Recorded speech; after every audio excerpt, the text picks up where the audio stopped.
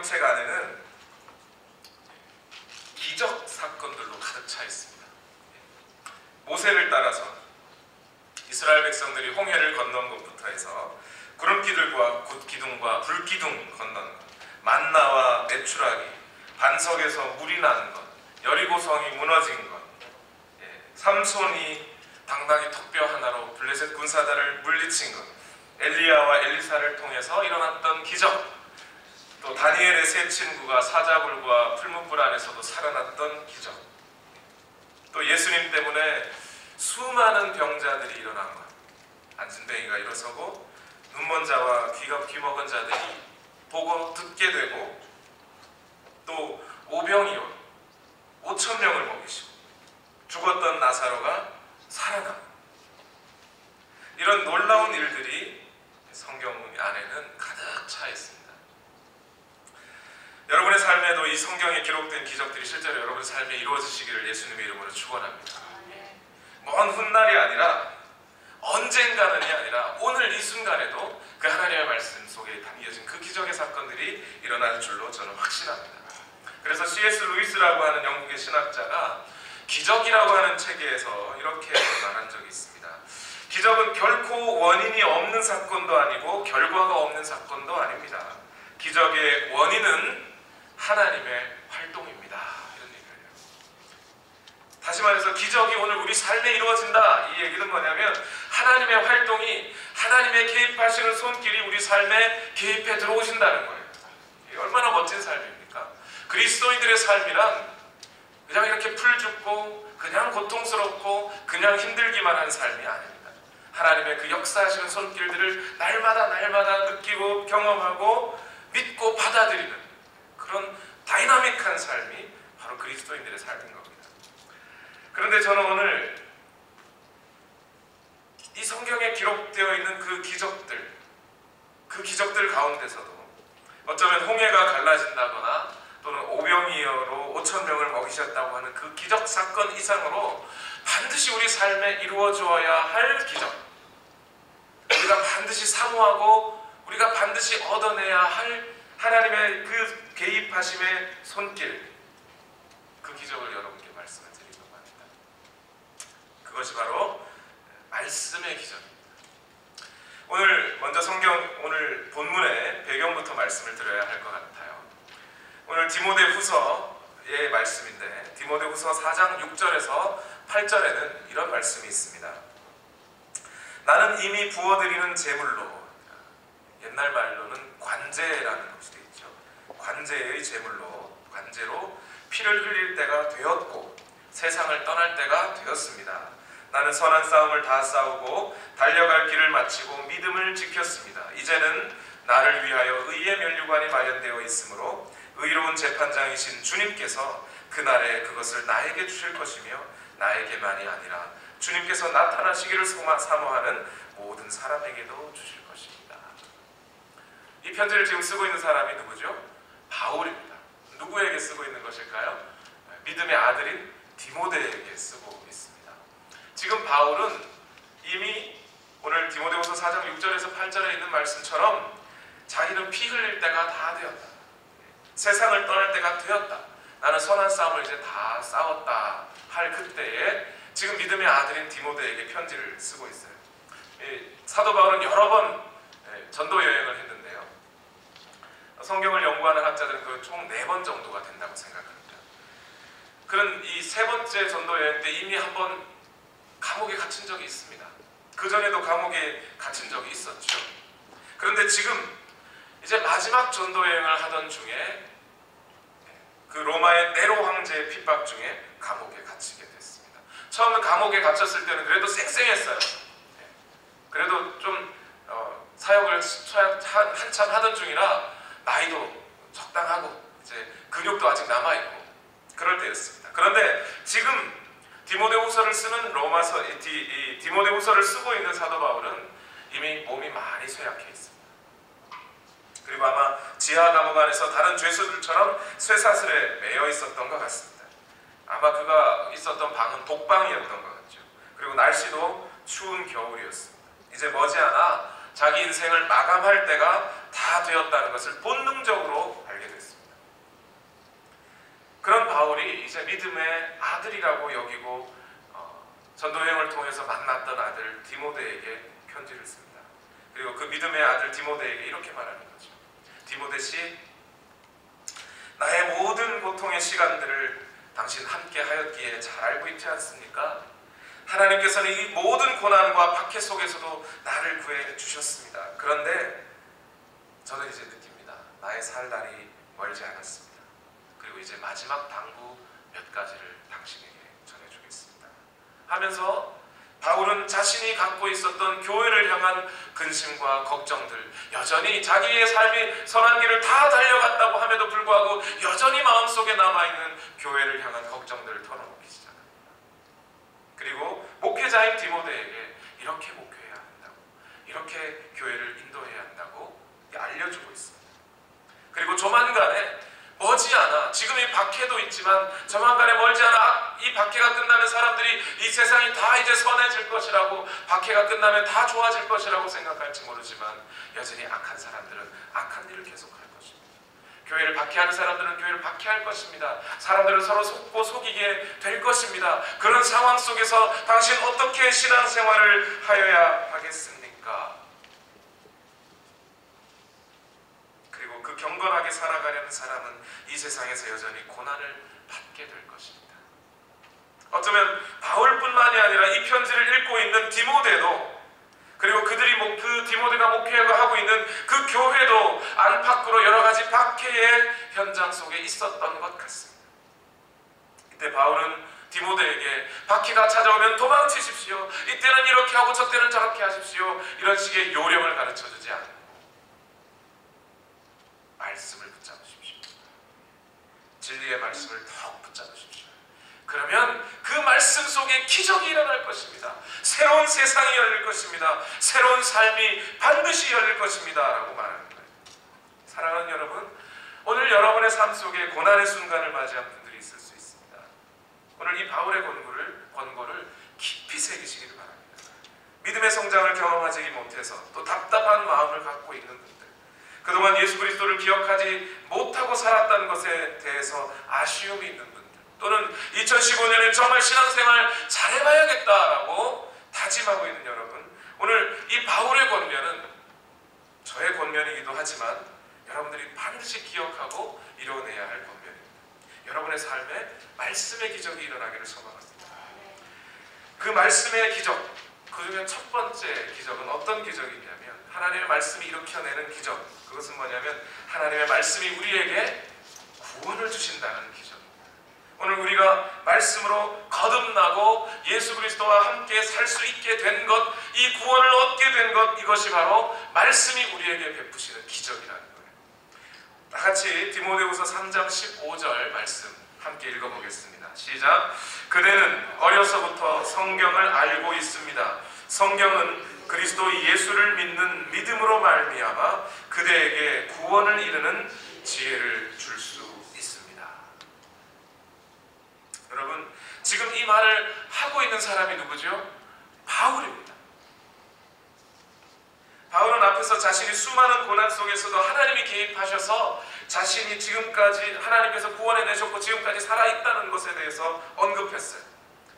그 고난을 헤치고 나온 것 자체가 하나님의 개입하심으로 이루어진 기적과 같은 일이라고 하는 거예요.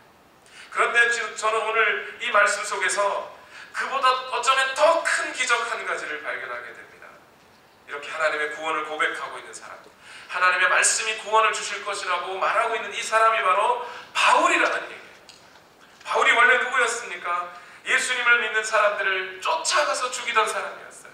심지어는 국경을 넘어서, 이스라엘 국경을 넘어서 다메섹이라고 하는 곳까지 쫓아가서 예수 그리스도를 믿는 사람들을 죽이려던 사람이었어요. 그런 사람이 오히려 오늘 예수 그리스도로 인해 박해를 받는 사람이 되었다는 거예요. 그리고 그 속에서 참된 구원을 얻었다는 것, 이것이야말로 더 큰 기적인 거죠. 다메섹 도상에서 부활하신 예수 그리스도를 만난 후에 고향인 다소에서 성경을 읽고 예수님의 가르침을 배우면서 참된 거듭남을 경험하였던 바울, 그가 그리스도인들의 모임에 다시 나타났다고 한번 여러분 생각해 보세요. 몇 년 전까지만 해도 여러분들 예수님 믿는다고 쫓아와서 박해하고 죽일 것 같이 칼을 메고 들어왔던 사람이 오늘 여러분 가운데 들어왔다고 한번 생각해 보십시오. 여러분 어떻게 생각하시겠어요? 그 사람 쳐다보면서 야, 네가 변한 게 기적이다 하지 않겠습니까? 오늘 바울이 그 경험을 했다는 거예요. 기독교 역사 속에서도 이와 같은 하나님의 말씀의 능력으로 말미암아 구원을 얻는 사람들이 정말 많이 있음을 찾아보게 됩니다. 그 중에 가장 대표적인 사람이 누구냐면 어거스틴이라는 사람이었어요. 어거스틴은 17살에 카르타고에서 대학을 다니면서 이 세상의 쾌락과 정욕의 노예가 되었습니다.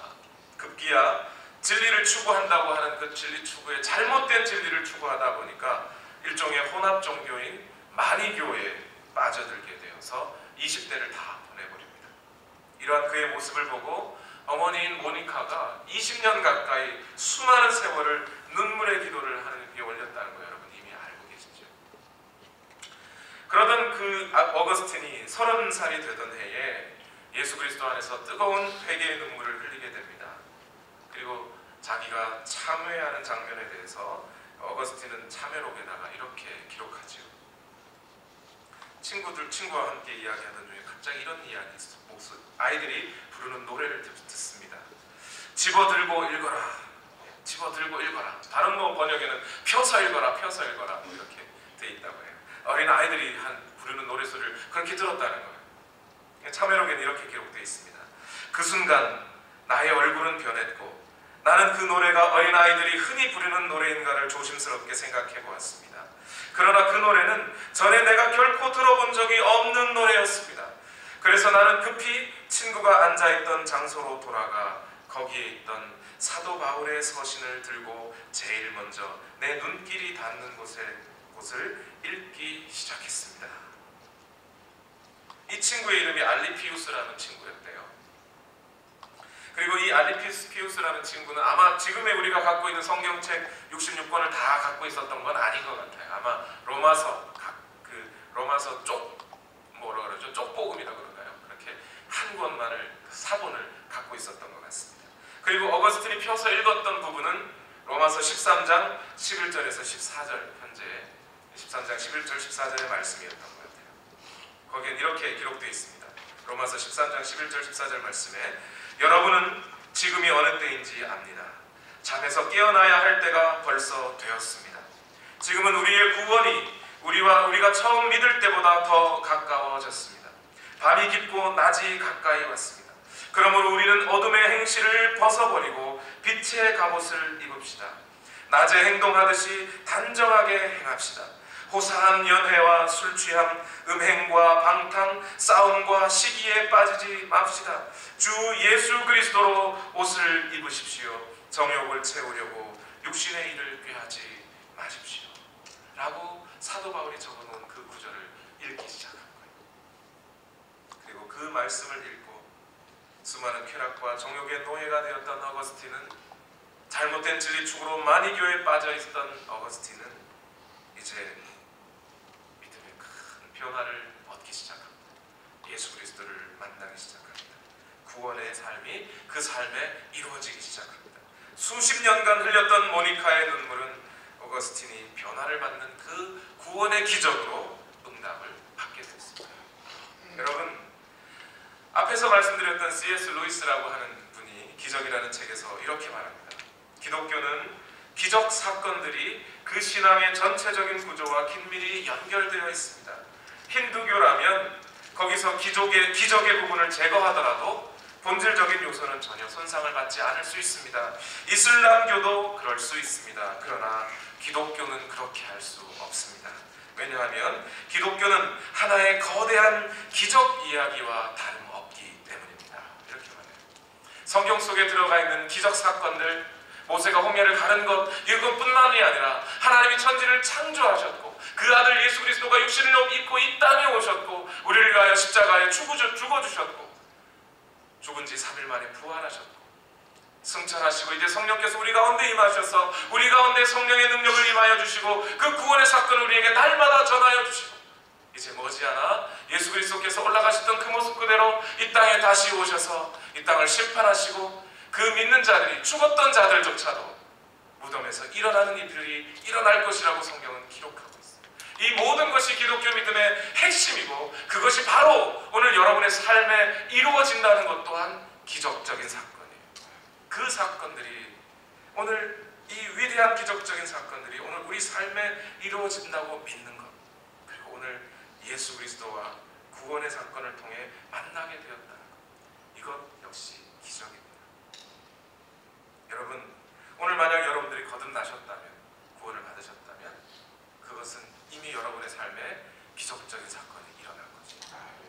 요한복음 16장 13절 말씀에 그러나 그분 곧 진리의 영이 오시면 그가 너희를 모든 진리 가운데로 인도하실 것이다. 그는 자기 마음대로 말씀하지 않으시고 듣는 것만 일러주실 것이요 앞으로 올 일들을 너희에게 알려주실 것이다. 이렇게 말씀하셨어요. 예수님이 누구에 대해서요? 성령님에 대해서 하신 말씀이세요. 오늘 여러분들이 구원을 받으셨다면, 오늘 여러분들이 예수 그리스도를 믿고 계신다면, 그래서 예수 그리스도와 함께 교제하는 삶을 오늘 살고 계신다면 여러분은 아마 성경의 어느 한 구절이 여러분의 마음속에 이미 박혀 있었을 거예요.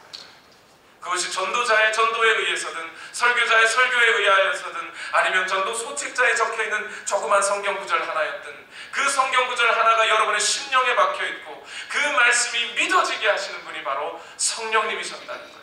그 하나님이 여러분 가운데 임하셔서 이 말씀이 믿어지게 하셨다는 것, 이거보다 더 큰 기적이 어디에 있겠습니까? 야고보서 1장 18절 말씀에 그는 뜻을 정하여 서서 진리의 말씀을 우리를 나눠주셨습니다. 그리하여 그는 우리를 피조물 가운데 첫 열매가 되게 하셨습니다. 하나님은 우리를 그 말씀으로 낳으셨다는 것, 이것이 기적입니다.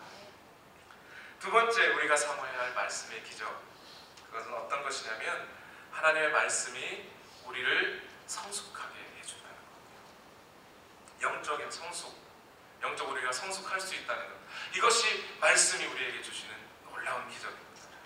오늘 본문 디모데후서 3장 16절 말씀 다 같이 한번 읽어보겠습니다. 디모데후서 3장 16절 시작. 모든 성경은 하나님의 영감으로 된 것으로서 교훈과 책망과 바르게 함과 의로 교육하기에 유익합니다. 모든 성경은 하나님의 영감으로 된 것으로 우리에게 교훈을 주시고 우리를 책망하시고 우리를 바르게 하시고 우리를 하나님의 의로 덧입게 하신다는 것, 한마디로 영적으로 성숙하게 하신다는 것. 하나님의 말씀은 우리에게 구원을 주시는 것만 아니라 우리를 영적으로 자라게도 하시는데, 여러분, 우리의 육체를 보면 우리 육체가 생명이 있으면 자연스럽게 자라죠. 아이들도 그냥 키운 것 같지 않은데 어느새 쑥쑥 자라있더라고요. 지난 한 몇 달간 저는 현준이를 보면서 정말 놀랐어요. 어제 보고 오늘 봤는데 또 키가 커져 있는 거예요. 깜짝 놀랐어요. 육체는 그렇게 자라요. 그런데 여러분, 육체가 자란다고 해서 영적으로 다 자라는 것은 아닐 수 있어요. 정신적으로도 자라지 않을 수 있어요. 그래서 오늘날 심리학자들은 심리학에서도 이런 말을 합니다. 어떤 사람은 성인 아이일 수 있다. 그래요. 육체적으로는 다 컸는데 겉으로 보기에는 다 자랐는데 성인인데 그 마음은, 그 정신을 봤더니 여전히 아이와 같은 거예요. 유치한 감정 상태를 극복하지 못하고 있는 그런 사람들을 일컬어서 심리학에서는 성인 아이라고 이야기하는 겁니다. 영적으로 자란다는 것, 그냥 막 자라는 게 아니에요. 그냥 교회 열심히 다닌다고 자라는 게 아니라는 거예요. 어떻게 해야 자라는 겁니까? 하나님의 말씀을 먹어야 자라는 거예요. 하나님의 말씀이 우리를 영적으로 자라게 하는 거예요. 여러분, 이 말씀을 조금 더 구체적으로 여러분께 말씀을 드렸으면 좋겠습니다. 우리는 너무도 쉽게 주님 있는 모습 그대로 나를 받아주십시오, 이렇게 말을 해요. 있는 모습 그대로. 그런데 그 있는 모습 그대로라는 말 속에 엄청난 비밀이 숨겨져 있어요. 자, 여러분, 집을 사고 팔다 보면 어떤 경우에는 집을 사려고 여러분 어떤 집을 파는 집, for sale 써놔서 이렇게 집을 들어가 봅니다. 그러면 깨끗하게 청소도 안 하고 그냥 있는 그대로 그냥 살고 있는 집을 내놓은 게 있어요. 거기 보면 이제 as is라고 하는 단어를 써놨죠. 그러니까 있는 그대로, 현재 상태 그대로 집을 내놨습니다. 사는 사람이 알아서 사고 그 그 다음에 어떻게 해야 돼요? 산 다음에는 고쳐야 되는 거예요. 고쳐야 돼요. 집을 팔려고 내놓은 사람, 집주인이 그 집을 더 잘 보이게 하려고 집을 치장하거나 수리하는데 돈을 쓰지 않은 거죠. 않은 것이고 돈을 쓰기 싫어한 겁니다. 그래서 필요한 수리를 하거나 마음에 들게 개조하는 건 집을 산 사람이 나중에 개조해야 돼요. 다시 말해서 있는 상태 그대로 사가십시오. 이 말은 뭐예요? 집 사는 사람이 돈을 많이 쓸 것을 각오하고 집을 사가십시오. 이런 뜻인 거죠. 그죠? 그런데 여러분, 예수님이 돌아가셨을 때 예수님은 우리의 상태가 어떤 상태이든지 상관없이 있는 모습 그대로 우리를 받아주셨습니다. 예수님이 자진해서 우리를 하나님 앞에 사셔서 하나님께 드린 거죠. 우리의 뭐가 필요해요? 아직도 보수공사가 필요한 거예요. 있는 그대로 팔았어. 예수님 보수공사를 해야 돼요. 예수님이 많은 부분을 고쳐주셔야 돼요. 그런데 그 예수님이 여전히 보수공사가 필요한 우리를 사셔서 헐값인 우리를 예수 그리스도의 그 피의 값어치를 치르시고 우리를 사셨다는 것. 그리고 지금도 그 말씀이 우리를 자꾸 보수공사 해주고 계시다는 것. 이것이 어찌 기적이 아니겠습니까? 사도행전 20장 32절 말씀에서 바울은 이런 말씀을 합니다. 지금 내가 여러분을 주와 및 그 은혜의 말씀에 부탁하노니 그 말씀이 여러분을 능히 든든히 세우사 거룩하게 하심을 입은 모든 자 가운데 기업이 있게 하시리라. 바울은 몇 번의 절 걸쳐서 전도 여행을 했습니다. 그러다 보니까 이전에 사역했던 곳을 지나가기도 하고 또는 그곳을 미처 시간이 없어 지나가지 못하고 다른 곳으로 지나가게 될 때가 있었어요. 한 번은 밀레도라고 하는 섬을 지나가는데 그 밀레도라는 지역 바로 근처에 이전에 목회했던 에베소 교회가 있었던 거예요. 에베소 교회를 지나서 가면 참 좋겠는데 에베소 교회를 들을 시간이 없어요. 지금 빨리 다른 곳으로 가서 말씀을 전해야 돼요. 그러니까 바울이 어떻게 했습니까? 사람들을 보내서 에베소로 사람을 보냅니다. 그리고 내가 이제 밀레도로 가니까 그 근처를 지나가니까 에베소의 대표자들 몇 분이 밀레도로 좀 와달라는 거예요. 그래서 찾아왔습니다. 그리고 바울이 그 에베소 교회 대표자들에게 이렇게 말하는 거예요. 이제 내가 다시 당신들을 만날 수 있을지 없을지 모르겠습니다. 내 마음에 이 에베소 교회가 신앙생활을 잘 하고 있는지 하나님 말씀에 잘 붙들려 사는지 도무지 알 수가 없겠습니다. 근심되고 염려가 됩니다. 그런데 한 가지 내가 여러분을 향하여 할 수 있는 것 한 가지가 있습니다. 그게 뭐라고요? 오늘 사도행전 20장 32절 말씀대로 나는 당신들을 하나님의 말씀께 부탁하고 내가 없더라도 아니 어쩌면 심지어 교회가 박해받아서 막 산산조각이 나버리는 일이 생긴다 할지라도 하나님의 말씀이 여러분을 붙잡고 계신다면 여러분은 믿음 안에서 영적으로 성장하게 될 것입니다. 그렇게 말합니다. 여러분 교회가 없어도 믿음의 안내자가 없어도 여러분 뭐는 붙잡으셔야 돼요? 하나님의 말씀은 꼭 붙잡으셔야 돼요. 그래야 여러분이 영적으로 성숙하실 수 있어요. 그래야 여러분의 믿음 안에서 자라갈 수가 있는 거예요. 고린도전서 13장이 사랑장이죠. 그 고린도전서 13장 11절에는 이런 말씀을 합니다. 내가 어릴 때에는 말하는 것이 어린아이와 같고 깨닫는 것이 어린아이와 같고 생각하는 것이 어린아이와 같았습니다. 그러나 어른이 되어서는 어린아이의 일을 버렸습니다. 무엇으로요? 하나님의 말씀.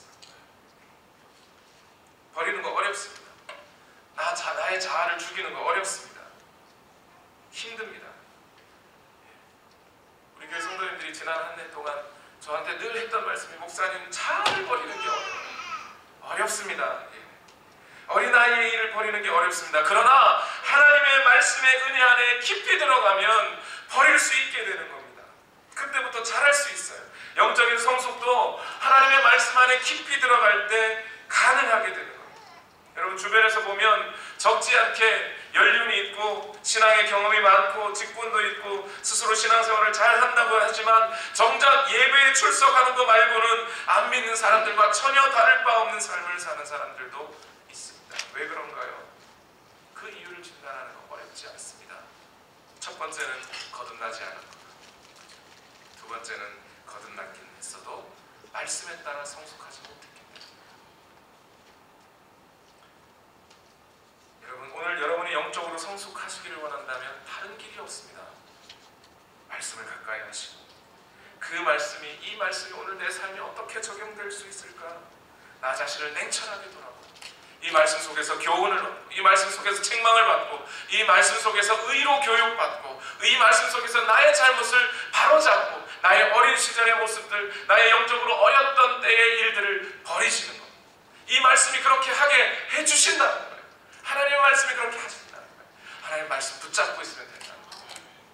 마지막 세 번째, 오늘 우리가 경험해야 할, 우리가 사모하고 얻어내야 할 하나님의 말씀의 기적, 처음에는 구원을 주시는 기적, 그리고 우리를 영적으로 성숙하시는 기적, 하게 하시는 기적이었습니다. 세 번째, 마지막으로는 우리에게 선을 행하게 하시는 기적이 말씀의 기적입니다. 디모데후서 3장 17절 말씀 다 같이 한번 읽어보겠습니다. 시작. 성경은 하나님의 사람을 유능하게 하고 그에게 온갖 선한 일을 하게 할 수 있는 것입니다.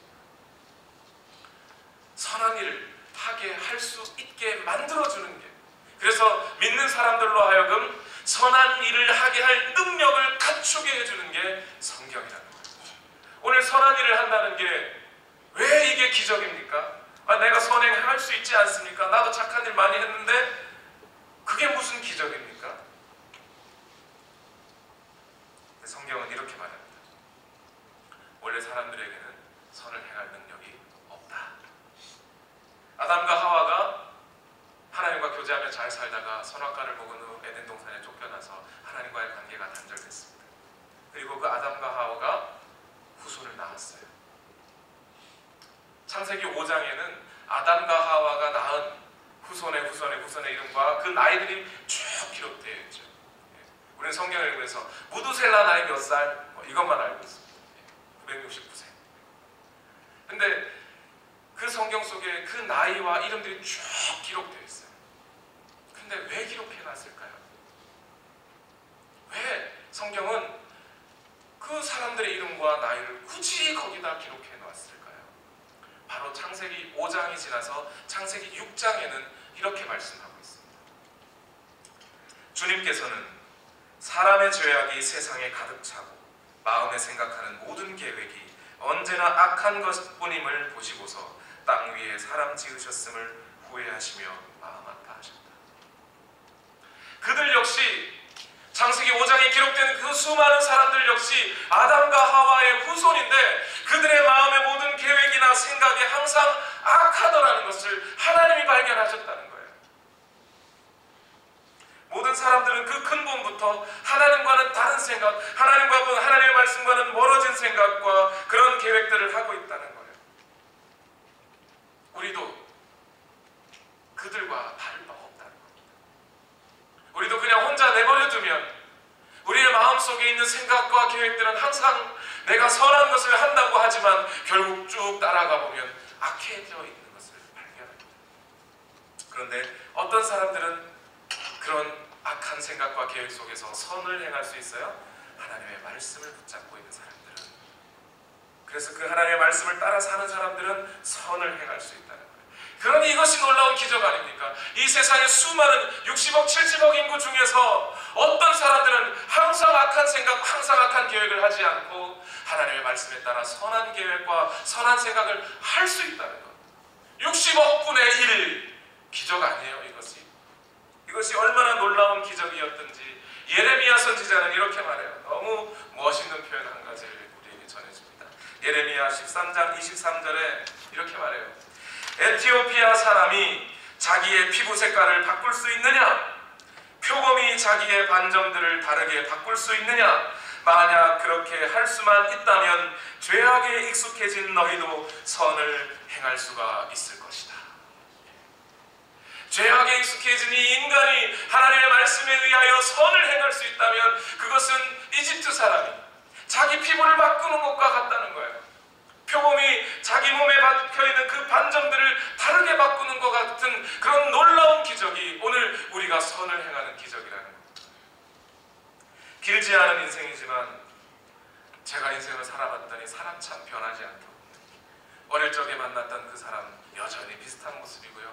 어릴 적에 만났던 그 사람들의 성격 여전히 비슷하더군요. 그런데 그렇다고 사람 변하지 않는 것 아닙니다. 사람 변합니다. 언제요? 하나님의 말씀이 그 속에 들어갈 때 변합니다. 만약 사람이 변하지 않는다면 이 하나님의 말씀은 우리에게 복음이 될 수가 없어요.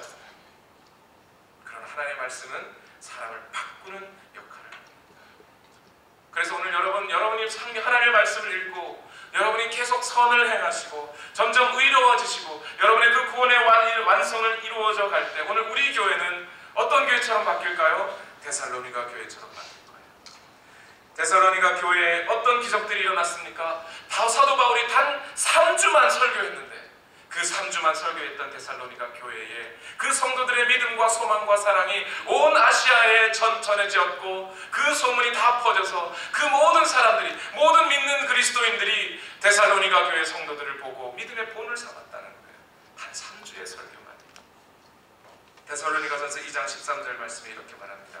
이러므로 우리가 하나님께 쉬지 않고 감사함은 너희가 우리에게 들은 바 하나님의 말씀을 받을 때에 사람의 말로 받지 아니하고 하나님의 말씀으로 받으니 진실로 그러하다.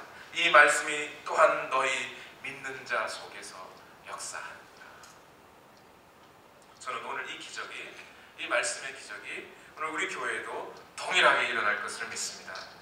그것은 저의 능력도 아니고 여러분의 능력도 아니고 바로 이 말씀의 능력입니다. 우리가 들고 있는 하나님의 말씀이 우리를 그렇게 인도하실 겁니다. 저는 바로 이 소망을 가지고 여러분께 지난주부터 말씀을 드렸습니다. 말씀을 읽읍시다. 말씀을 읽읍시다. 사람을 구원하고 영적으로 성숙하게 하고 선을 행할 수 있게 하는 기적, 이것은 말씀을 펼 때 일어나는 겁니다. 그 말씀을 가까이 하고 그 말씀이 무슨 뜻인가 깊이 상고하고 그리고 그 말씀이 오늘 내 삶에 적용되어 이루어지기 위해 고민하고 또 기도하고 실천해내는 것, 바로 거기에서 여러분 이 놀라운 구원의 기적이 일어납니다. 성경 말씀을 열심히 읽고 열심히 적용하고 그 말씀을 깊이 묵상했는데 내가 변화가 없다, 그게 바로 기적인지도 몰라요. 놀라운 일이죠. 하나님의 말씀을 읽고 그렇게 묵상하고 있는데 내가 변화가 없으면 그게 이상합니다. 그래서 저는 조금이라도 여러분들이 말씀을 좀 더 쉽고 적절하게 읽을 수 있도록 이제 예배 시간에 사용하는 성경 번역을 바꾸려고 합니다. 한글 성경 번역본인데 지금까지 우리는 개역 개정판이라고 하는 것을 써왔어요. 근데 이 개역 개정판도 아주 훌륭한 번역입니다. 많은 학자들이, 성경을 연구한 학자들이 번역을 했어요. 다 모여서 함께 머리를 맞대고 고민하며 그렇게 번역을 한 번역본입니다. 그런데 이 번역본이 여전히 옛날 말이 많이 쓰여져 있고 어떤 문체는 한 번 읽어서 금세 이렇게 머릿속에 들어오지 않는 경우들도 좀 있었어요. 성경 공부할 때 특히 그랬죠. 성경 한 구절을 쭉 읽어놓고 이게 무슨 뜻이라고 다시 설명해야 되는 경우들이 있었습니다. 그래서 이 번역본을, 예배 시간에 사용하는 번역본을 바꾸려고 합니다. 새번역이라고 하는 번역본이에요. 이 표준 새번역은 어떤 뜻에서 쓰여진 번역이 된 거냐면 10살에서 20살짜리 아이가 읽어도 이해할 수 있도록 번역했다. 그러면서 원어에 충실하게 번역하려고 노력했습니다. 그래서 보통 뉴스들도 그렇죠. 뉴스도 중학교 2학년, 중학교 3학년 아이들도 이해할 수 있는 언어로 이렇게 뉴스를 전달해 줍니다. 그래서 좀 쉬운 언어로 한번 딱 읽어서 이해할 수 있는 언어로 전달해 주기 위해서 표준 새번역, 특히 표준을 빼고 새번역이라고 쓰여진 번역본을 사용하려고 합니다. 여러분 너무 당황하지 마시고, 성경입니다. 걱정하지 마시고 이제 여러분께 부탁드립니다. 2015년, 아니 여러분 앞으로의 모든 삶에서 여러분 하나님 앞에서 여러분 성경을 읽으십시오. 말씀을 펴서 읽으시고 묵상을 하셔도 좋고 써도 좋고 큐티해도 좋습니다. 뭐라고 해도 좋습니다. 여러분, 일단 말씀을 펴서 읽고 그 말씀을 어떤 뜻인지 고민하고 기도하고, 그리고 그 기도하고 고민한 그 말씀의 뜻대로 살아가기로 결단하시기를 바랍니다. 바로 그럴 때 여러분의 삶에 기적 같은 일들이 일어날 거예요. 그 기적이 바로 여러분들을 하나님의 나라로, 하나님의 그 구원의 길로 여러분들을 인도하여 주실 것입니다. 다 같이 기도하겠습니다. 우리 시간 다 같이 한 마음으로 마음을 합하여 결단하며 이 시간 기도하겠습니다. 하나님, 내가 말씀을 읽기를 원합니다. 이 말씀에 기록된 대로 살아가고 싶습니다. 이 말씀이 우리에게 주시는 그 놀라운 기적적인 사건들이 오늘 우리에게 일어나기를 원합니다. 하나님, 이 사건의 말씀대로, 이 말씀대로 오늘 내 삶에 이루어지게 하여 주옵소서. 이 하나님의 놀라운 기적이 오늘 내게 이루어지게 하여 주옵소서라고 우리 시간 결단하며 우리 다 같이 한 목소리로 합심하여 기도하겠습니다. 살아계신 아버지 하나님, 오늘도 역사하여 주시옵소서. 우리 안에 참된 믿음이 있기를 원합니다. 하나님, 이 말씀의 사건대로, 그 놀라운 기적적인 사건대로 우리에게 구원을 주시는 이 말씀, 우리를 영적으로 성숙하게 하시는 말씀이 오늘 우리에게 선을 행하게 하실 능력이 되시는 말씀, 오늘 우리에게 이루어지게 하여 주시옵소서. 하나님의 말씀이 능력이 이루어지게 하여 주시옵소서. 이제 우리가 살아가는 이 말씀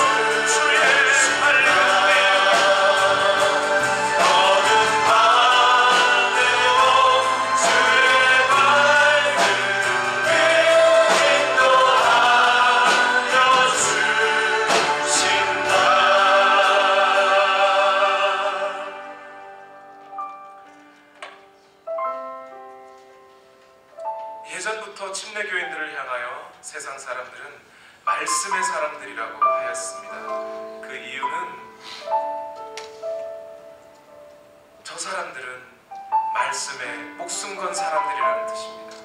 말씀이 시키는 대로, 말씀이 하라 하시는 대로 다른 어떤 것에 권위를 두지 않고 말씀 따라 사는 사람들이라는 겁니다. 오늘 우리 온누리 교회에 이 별명이 붙여지기를 원합니다. 살아계신 아버지 하나님,